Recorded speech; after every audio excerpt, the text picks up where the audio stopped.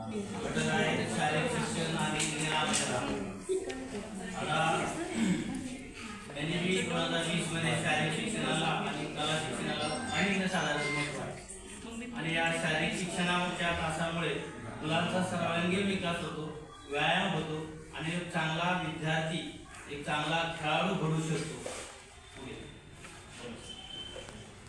शारीरिक शिक्षण आणि निरामयता हे एक सहशालेय उपक्रम नसून तो अभ्यासक्रमाचा एक महत्त्वाचा भाग आहे। महाराष्ट्राचे जे पहिलं असं राज्य आहे आपल्या देशामध्ये ज्यांनी क्रीडा धोरण स्वीकारलं 2012 साली आणि त्याचा फायदा नक्कीच होतोय।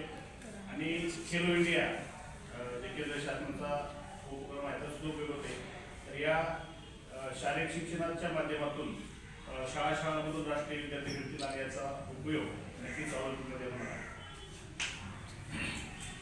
शारीरिक शिक्षणामुळे मुलांमध्ये टीमवर्क, नेतृत्व आणि सहकार्य यांसारखी सामाजिक मूल्ये विकसित होतात।